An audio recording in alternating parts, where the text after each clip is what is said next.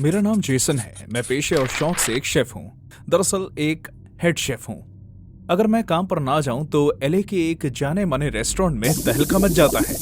मैं पिछले कुछ वक्त से बहुत ही मेहनत से काम कर रहा हूँ, जिस वजह से मैं अक्सर घर आने में लेट हो जाता हूँ, जिस वजह से मेरी गर्लफ्रेंड और मेरे बीच काफी परेशानी शुरू हो गई है। इसलिए वैलेंटाइंस डे उन दिनों में से एक था जिस दिन मुझे अपने काम के साथ समझौता करना पड़ा। मुझे उसे एक ऐसा दिन बनाना पड़ा जहां अपनी गर्लफ्रेंड के साथ रोमांस करने के लिए मुझे खाना बनाने की अपनी कला का प्रदर्शन करना पड़ा। वो अपने बेस्ट फ्रेंड मैट के साथ हाइकिंग के लिए गई थी और शाम 7 बजे तक मेरे हाथ से बने खास डिनर के लिए लौटने वाली थी। लेकिन जैसे जैसे शाम ढलती गई वो दिन रोमांस से कोसों दूर जाता रहा। पहले तो मैं चाहता ही नहीं था कि वो जाए। मेरा मतलब है कि कौन सी लड़की इस तरह वैलेंटाइंस डे वाले दिन अपने बॉयफ्रेंड को अकेला छोड़कर अपने बेस्ट फ्रेंड के साथ हाइकिंग के लिए चली जाती है। मैं बहुत ही अच्छी तरह जानता था कि वो मुझे सबक सिखाने की कोशिश कर रही थी और मैं ये भी समझता था कि अगर मुझे इस शाम को बचाना है तो अपना मुंह बंद करना होगा। मैंने पूरे दिन बहुत सारे काम कर लिए थे। एक ऐसा मेन्यू तैयार किया जिसमें बेहद प्यार झलके, जैसे कि तले हुए स्कैलप्स, उसका मनपसंद स्टेक और मीठे में स्वादिष्ट चॉकलेट मूस केक। सभी चीजों को अच्छे से टेबल पर सजा दिया गया था और टेबल पर मोमबत्तियां और गुलाब रख दिए गए, जो उस दिन के हिसाब से बहुत ही अच्छा लग रहा था। जैसे ही घड़ी में 7 बजे से ऊपर का समय हुआ, मैंने वैलेंटीना को मैसेज भेजा।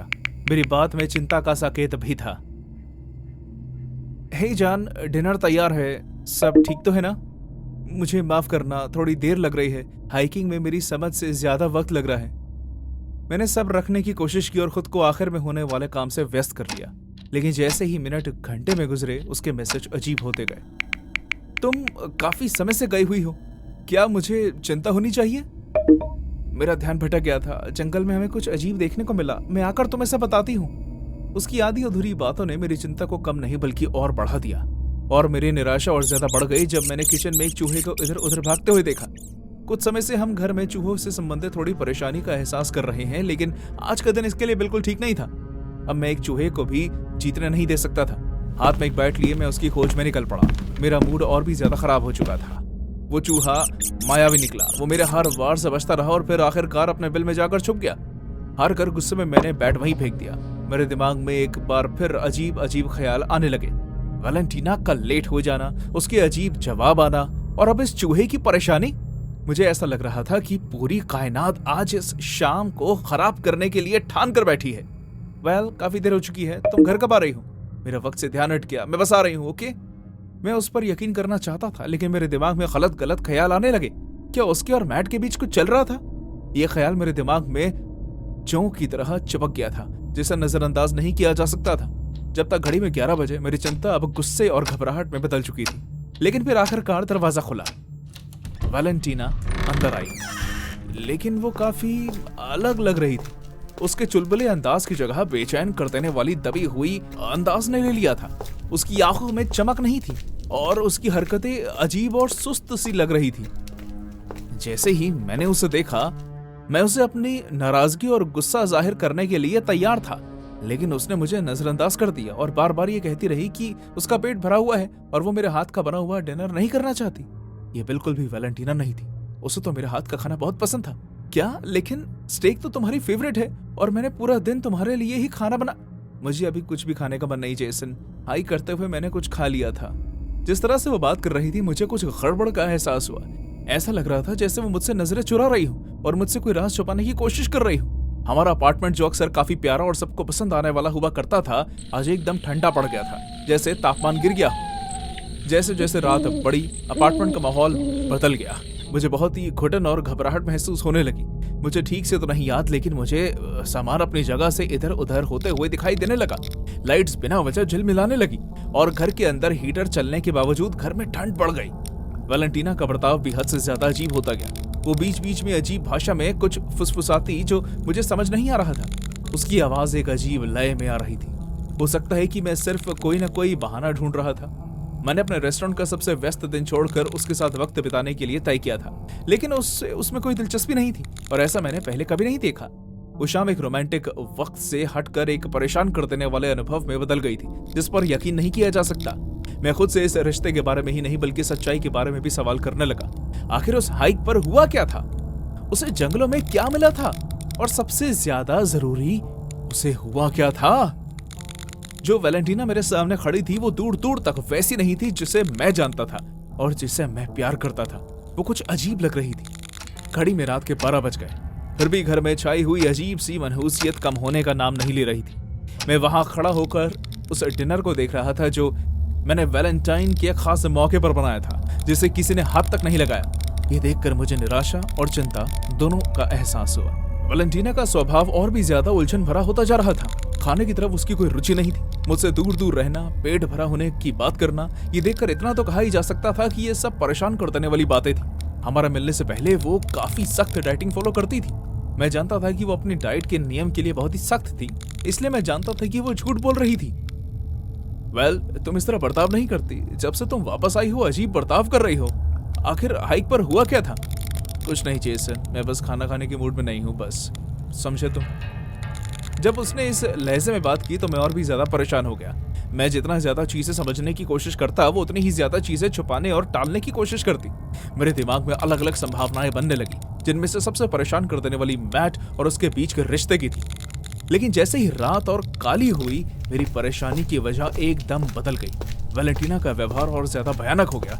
वो घर में बेचैन होकर घूम रही थी। उसकी हरकतें अजीब और डरा देने वाली थी। कभी वो एकदम से चलते चलते रुक जाती और फिर पागलों की तरह दीवार की तरफ देखती, जैसे वहां कुछ हो। वैलेंटीना, ये तुम क्या देख रही हो? क्या तुम्हें उनकी आवाज सुनाई नहीं दे रही? जैसे वो फुसफुसाने की आवाज? कोई आवाज नहीं। घर में सन्नाटा था, जिसको भंग सिर्फ और सिर्फ झिलमिलाती हुई लाइट्स कर रही थी। मेरे रोंगटे खड़े हो गए, क्योंकि अपार्टमेंट में हद से ज्यादा ठंड पड़ गई थी। मेरी सांसों से ओस निकलते हुए दिखाई देने लगी थी। मैं खुद को अपनी बाजुओं से ढक लेता। मैं समझ नहीं पा रहा था कि हालात इस तरह बदल क्यों रहे थे। जैसे जैसे रात और गहरी होती गई तो ऐसा लगने लगा कि अपार्टमेंट अजीब अजीब हरकतें शुरू कर रहा है। बिना किसी हवा के दरवाजा अपने आप जोर से बंद हो गया। लाइट कम होती होती कभी बहुत तेज हो जाती। मेरे आस-पास परछाई घूमने लगी, जैसे वो मेरे दिमाग के साथ कोई खेल खेल रही हो। वैलेंटीना का अजीब बर्ताव असाधारण गतिविधियों के साथ साथ बढ़ता गया। वो किसी अलग ही भाषा में कुछ बोलने लगी जो मुझे समझ में नहीं आ रहा था। उसकी आवाज में खराश थी और काफी मर्दाना लग रही थी। डर मेरे अंदर बैठ गया। जिस लड़की से मैं प्यार करता था वो किसी अनजान की तरह बर्ताव कर रही थी, जो मुझे डराने लगा। मैंने उसके पास जाने की कोशिश की और ये समझने की कोशिश की कि क्या चल रहा था, लेकिन उसने अपने बर्फ जैसे ठंडे शरीर से मेरा हाथ झटक दिया। प्लीज मुझसे बात करो। ये तुम्हारे साथ क्या हो रहा है? बहुत ठंड है जेसन, यहाँ बहुत ठंड है ना? उसकी आवाज सुनकर मेरे रोंगटे खड़े हो गए। अपार्टमेंट के अंदर का तापमान और भी ज्यादा गिर गया। एक अलौकिक ठंड जो उसके शरीर से निकलती हुई लग रही थी। इस डरावनी सच्चाई के बीच ये बात तो मुझे साफ साफ समझ में आ गई कि वैलेंटीना के साथ जो हो रहा था वो प्राकृतिक संभावनाओं के परे था। कुछ ऐसा जिसे बयान नहीं किया जा सकता था। हाइक पर कुछ तो हुआ था। मैंने क्या हुआ था ये जानने के लिए मैट को फोन लगाया, लेकिन उसका नंबर नहीं मिल रहा था। हमारा घर अचानक भयानक गतिविधियों का मंच बन गया था, जिसमें वैलेंटीना के ऐसा किरदार निभा रही थी जिसमें उसकी रुचि तक नहीं थी। अपनी आंखों से मैंने घर की चीजों को जमीन पर गिरने से पहले हवा में उड़ते हुए देखा। शीशे धुंधले हो रहे थे, जैसे कोई अदृश्य जीव सांस ले रहा हो, और परछाइयां अपने ही जीवन के आनंद में नाचती हुई दिखाई दे रही थी। वैलेंटीना का व्यवहार साफ तौर पर समझ आने वाले पल और भयानक घटनाओं के बीच झूल रहा था, जहां वो पूरी तरह से किसी शक्ति के वश में लग रही थी। मैं एक ऐसी मझधार के बीच खड़ा था जहां मेरे लिए यह समझना मुश्किल था कि मैं भाग जाऊं या इसकी मदद करूं। क्या वैलेंटीना किसी आत्मा के वश में थी? मुझे ये सुनने में तो हंसी आ रही थी, लेकिन फिर भी रात की घटनाओं ने मेरी किसी भी बात को समझने से इनकार कर दिया। एक सामान्य स्थिति को बरकरार रखने की कोशिश में मैंने उससे बातचीत में शामिल करने और उसे वापस अपनी तरफ खींचने की कोशिश की। हमें तुम्हारे लिए मदद की जरूरत है, ये सब ठीक नहीं है। मदद? अब मदद करने के लिए काफी देर हो गई है जेसन। उसकी हंसी सुनकर मेरे पैरों से जमीन खिसक गई। वो मानवता से रहित थी। वो आवाज पूरे घर में जोर जोर से गूंजने लगी, एक शैतानी हंसी जो मेरे बेबसी का मजाक उड़ा रही थी। मैं अपनी सोच की गहराई से बाहर आ चुका था, एक ऐसी स्थिति का सामना कर रहा था जो तेजी से दूर स्वरूप में बदल रही थी। वो लड़की जिसके साथ मैंने एक रोमांटिक शाम बिताने के बारे में सोचा था, वो एक ऐसे खौफनाक राज के बीच फंसी हुई थी जो हमने अपने अंधेरे में सामने की धमकी दे रहा था। और एक ना यकीन किया जाने वाला भयानक रूप ले चुकी थी, जो उस रोमांटिक शाम से तो कोसों दूर था जिसके मैंने सपने लिए थे।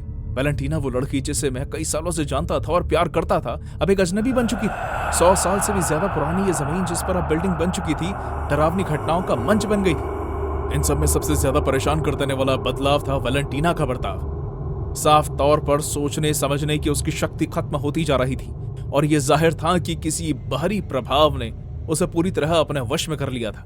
वो बार बार किसी ऐसी भाषा में बात कर रही थी जो मेरी समझ से बाहर थी। उसकी आवाज धरती के किसी प्राणी से मेल खाती हुई नहीं लग रही थी। ये तुम क्या कर रही हो? ये नॉर्मल नहीं है, हमें मदद ढूंढनी होगी जल्दी। मदद? मेरे अंदर जो है उसके लिए कोई मदद नहीं कर सकता। उसके जवाब ने मेरे अंदर डर की लहर को दौड़ा दिया। ये साफ होता जा रहा था कि हम एक ऐसी प्रेत का सामना कर रहे थे जो बहुत ही खतरनाक और शक्तिशाली है। पूरे घर में उसके होने का असर महसूस होने लगा था।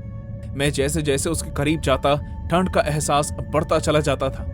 अपार्टमेंट में इतनी ठंड उसी की वजह से थी। एक भयानक पल में तो वैलेंटीना का शरीर विज्ञान को चुनौती देने वाले तरीके से हिल रहा था और झटके दे रहा था। उसकी आंखें जिनमें कभी प्यार दिखाई देता था, अब उनमें खून उतर आया था, जैसे वो अपने शिकार का इंतजार कर रही हो। जैसे जैसे रात बढ़ने लगी, अजीब हरकतों का सिलसिला भी बढ़ने लगा। घर की दीवारों से एक अनदेखी ऊर्जा निकल रही थी जिससे कमरे की हवा में डर का भाव महसूस होने लगा। सच्चाई और बुरे सपने के बीच बने धुंधले पर्दे ने मेरी सोच पर सवाल खड़े कर दिए। मैंने डरते हुए एक बार फिर उसके दोस्त को फोन किया, लेकिन अभी भी मुझे कोई जवाब नहीं मिला। व्याकुल होकर मैं वैलेंटीना के पास पहुंचा और उसके अंदर खुद का जितना भी अस्तित्व वो बचा था उससे बात करने की कोशिश की। वैलेंटीना, प्लीज, अगर तुम मुझे सुन रही हो तो इससे लड़ो। मैं नहीं जानता कि क्या हो रहा है, लेकिन मैं तुम्हारे साथ खड़ा हूँ। बहुत देर हो गई, बहुत देर। उसके शब्द भयानक फुसफुसाहट में बदल गए। उसकी आंखें मुझसे हटकर किसी और तरफ आकर्षित हो गई। अपार्टमेंट का माहौल और भी ज्यादा भयानक हो गया, जैसे उसके शब्दों ने किसी अदृश्य चीज को जगा दिया। फिर एक भयानक दृश्य ने मुझे जकड़ लिया। मैंने खुद को एक पहाड़ी इलाके में पेड़ से बंधा हुआ पाया। काला नकाबपोश पहने हुए लोग मुझ पर थूक रहे थे, जिन्होंने बारी बारी से आगे आकर मुझे चाकू से काट डाला। वो किसी अजीब भाषा में जाप कर रहे थे, वही जो मैंने वैलेंटीना को बोलते हुए सुना था, और मेरे ओर गोल गोल घूम रहे थे। जैसे ही मैं चिल्लाया, मेरा खून बहने लगा और मैं बेहोश हो गया। मैंने आसमान में चीलें उड़ती हुई देखी जो मेरा दर्द कम होने का इंतजार कर रही थी ताकि वो मुझे खा सके। मैं असल जिंदगी में वापस आया और मैंने वैलेंटीना की तरफ देखा। अब उसे देखकर भी ऐसा नहीं लग रहा था कि वो लड़की है जिससे मैं प्यार करता था। जिस भी बुरी आत्मा ने उसके शरीर पर कब्जा कर लिया था, उसकी ताकत और भी ज्यादा बढ़ गई थी। वो वैलेंटीना की ताकत और डर का इस्तेमाल करके शक्तिशाली हो रही थी। मैं सोचने लगा, किस तरह मैं इस आत्मा के मुंह से ये निकलवा सकता हूँ कि आखिर उसने वैलेंटीना के साथ क्या किया। वो रात वैसे भी एक जीता जागता बुरा सपना बन गया था। एक ऐसी आत्मा के साथ लड़ाई का मैदान जिसे समझाया नहीं जा सकता। एक दुष्ट भावना की पकड़ में फंसी वैलेंटीना हमारे चारों ओर फैले आतंक का शिकार और जरिया दोनों थी। अपार्टमेंट में उथल पुथल अपने चरम सीमा पर पहुंच गई थी। हवा में भारीपन आ गया। वैलेंटीना का व्यवहार अब पूरी तरह से पागलपन में बदल गया था। उसकी हरकतें उस शक्ति द्वारा की जा रही थी जो उस पर हावी था। हमारा रिश्ता जो कभी प्यार और समझ की परिभाषा देता था, वास्तव में एक भयानक संघर्ष में बदल गया था। उस तक पहुंचने की बेताब कोशिश में उस पर छाए अंधेरे को तोड़ने के लिए मैंने उससे सवाल करना शुरू कर दिया। मैं उससे पूछने लगा, वैलेंटीना, ये तुम नहीं हो, और जिसने भी तुम्हें अपने वश में किया है तुम्हें उसे लड़ना ही होगा। लड़ना होगा? Oh, Jason, but I have already won. उसके जवाब ने मेरी हड्डियां तक जमा दी। ये साफ जाहिर था कि जो कुछ भी उसके अंदर था वो मेरा मजाक बनाने की कोशिश कर रहा था। जब हमने बहस करना शुरू किया तो कमरे के अंदर की हलचल और भी ज्यादा बढ़ गई। घर का सामान हमें लगने से बचते हुए बहुत ही तेजी से इधर उधर उड़ते हुए टूटने लगा। घर की झिलमिलाती हुई लाइट्स दीवार पर अजीब अजीब सी आकृतियां बनाकर हमें डरा रही थी। हम दोनों की बहस के बीच वैलेंटीना के शरीर पर घाव दिखाई देने लगे। वो काफी गहरे थे और उसी आत्मा के दिए हुए लग रहे थे। ये सिंबल कैसे? खूबसूरत है ना? हर एक ये याद दिलाता है कि कैसे उन्होंने मुझ पर चाकू से वार किया था। उसके इस रहस्य ने मेरे अंदर डर की लहर दौड़ा दी। अब बात सिर्फ और सिर्फ वैलेंटीना के शरीर को अपने कब्जे में करने की नहीं थी, बल्कि कई आगे बढ़ चुकी थी। ऐसा लग रहा था जैसे वो किसी प्राचीन और बुरी चाहत रखने वाले का शिकार बन गई हो। इस बातचीत का अंत तब हुआ जब वैलेंटीना ने गुस्से में अपने खाने की प्लेट को कमरे में उड़ाकर फेंक दिया। प्लेट दीवार से टकराकर टूट गई। ठीक उसी तरह जिस तरह हमारा जीवन बिखर गया था। और तभी एक चूहा दीवार पर बने अपने बिल से बाहर निकला। अपने नए अप्राकृतिक स्वभाव का भयानक प्रदर्शन करते हुए वो फर्श पर इधर उधर भाग रहे चूहे पर झपट्टे मारते हुए उसे पकड़ने लगी और फिर उसने बेरहमी से उसके सर अपने दांतों से काट लिया। वो उसे बेरहमी से खाने लगी। वेल, ये तुम क्या कर रही हो? ये तुम क्या कर रही हो? लेकिन अब ऐसा ही है जेसन, यही मेरा नया रूप है। उसके अजीब और गरीब बर्ताव को नजरअंदाज नहीं किया जा सकता था। उसने दिल दहला देने वाली बात कही थी। जिस वैलेंटीना को मैं जानता था और प्यार करता था वो जा चुकी थी और उसके जैसा नकाब पहने कोई और ही मेरे सामने खड़ा था। चौंका देने वाली हिंसा के उस क्षण में मुझे एहसास हुआ कि हम किस भावना में डूबे हुए हैं। जिस अलौकिक शक्ति ने वैलेंटीना पर कब्जा किया हुआ था वो न सिर्फ उसे अपनी मर्जी के मुताबिक चला रही थी, बल्कि उसने पूरी तरह वैल को अपने रंग में रंग लिया था और उसे एक अपरिचित शख्स में बदल दिया था। वैलेंटीना के अंदर की शक्ति ने जब उस पर हावी होना शुरू किया तो मैं समझ गया कि मैं उसे बचाने की कोशिश नहीं कर रहा था, बल्कि मैं एक ऐसी बुराई से लड़ रहा था जो इस जहां के लिए हानिकारक है। उस रात का खौफ अपना भयानक चरण पर पहुंच गया था जब मैं अपने अपार्टमेंट के बीचों बीच डर का एहसास के साथ खड़ा था जो कभी शांति का प्रतीक हुआ करता था। वैलेंटीना, या फिर वो जिस भी रूप में बदल चुकी थी, मुझे ऐसी नफरत भरी आंखों से घूर रही थी जो कभी देखी नहीं थी।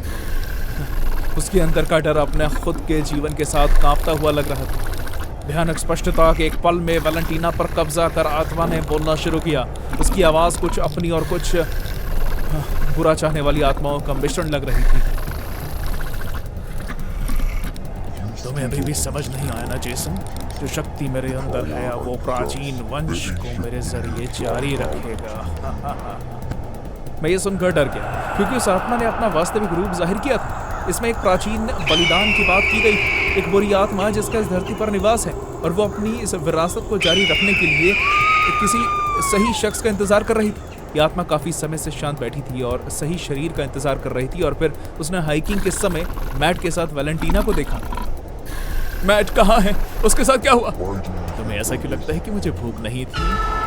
मुझे ये सोचकर बहुत ही अजीब लगने लगा कि उसके अंदर जो भी है उसने मैट को खत्म कर दिया और वैलेंटीना को भूख क्यों नहीं लगी थी ये भी समझ में आया। लेकिन अब वो फिर से भूखी थी और उसकी नजरें अब मुझ पर थी। तुमने क्या किया है वैलेंटीना के साथ? कहाँ है वो? वैलेंटीना अब मेरा ही एक हिस्सा है। जैसे ही वो आत्मा अजीब ढंग से मेरी तरफ बढ़ना शुरू हुई, मेरे अंदर डर की भावना और भी ज्यादा बढ़ गई। उसके इरादे साफ थे, मैं अगला शिकार बनने वाला था। मैं पीछे हटने लगा। मेरा दिमाग इस बुरे सपने से बाहर निकलने के तरीके ढूंढ रहा था। वो आत्मा पीछे हटने वालों में से नहीं थी। उसने मुझे घेर लिया। उसकी ताकत जबरदस्त थी। बचने की बेताब कोशिश में मैंने अपने सबसे करीब रखी चीज को पकड़ लिया, मेरा शेफ चाकू। घर के अंदर चूहे बिल्ली का भयानक खेल चल रहा था जिसमें मैं चूहा था। वैलेंटीना के चेहरे का नकाब, पहले वो आत्मा मेरे ऊपर झपटी। उसकी आंखों में मैंने बुराई की चाहत देखी। मैंने एक पल में ही फैसला ले लिया। मेरे चाकू ने सीधा निशाना लगाया। वो आत्मा जोर से चिल्लाते हुए जमीन पर ढेर हो गई। उसके अंदर की बुराई की बत्ती झिलमिला रही थी। मैं वहां खड़ा रहा। मेरे हाथ कांप रहे थे और चाकू से खून बह रहा था। मैं अभी अभी वैलेंटीना को जान से मार चुका था, वो लड़की जिससे मैं प्यार करता था, जबकि उसके शरीर में अब वो रही भी नहीं थी। मेरी आंखों से आंसू बहने लगे। मैंने 911 पर फोन मिलाया। मेरी आवाज टूट रही थी जब मैंने उन्हें कुछ ऐसे समझाने की कोशिश की जो समझाया नहीं जा सकता था, लेकिन मैंने किसी तरह उन्हें सब कुछ बताया। प्लीज मेरी मदद करनी होगी आपको, मुझे करना पड़ा। वो अब रही भी नहीं थी। जब पुलिस आई तो उन्होंने मुझे बुरी हालत में जमीन पर गिरा हुआ पाया, लेकिन मैं ये देखकर बिल्कुल हैरान था कि वैलेंटीना का शरीर गायब हो चुका था। ना ही उसका शरीर था, ना ही खून की एक भी बूंद, कुछ भी नहीं। ऐसा लग रहा था जैसे रात की घटनाएं सिर्फ और सिर्फ मेरी कल्पना थी। पुलिस वाले मेरे ऊपर एक संदेह भरी नजरें डालते हुए चले गए। उनका संदेह करना सही था। मैंने अकेले ही अपने सोच के टुकड़ों को बटोरना शुरू किया। आखिर वो इस तरह खुद ब खुद गायब कैसे हो सकती है? क्या वो आत्मा अभी भी खुलेआम कहीं घूम रही थी? जब मैं अपने साथ हुई इस रात की घटनाओं के बारे में सोच रहा था तो एक छोटे लेकिन दिल दहला देने वाला सच मेरे सामने आया। वो चूहा, उसका सर नहीं था और वो किचन में बिना सर के तड़पते हुए घूम रहा था। इसे ये तो सच था कि कल रात जो कुछ भी इस घर में हुआ वो मेरी एक महज कल्पना नहीं थी। उस परिस्थिति की सच्चाई मेरे सामने आ गई। वो आत्मा बेशक घायल थी लेकिन अभी भी जिंदा थी। उस बुराई का होना मेरे जीवन के लिए अभी भी खतरनाक था।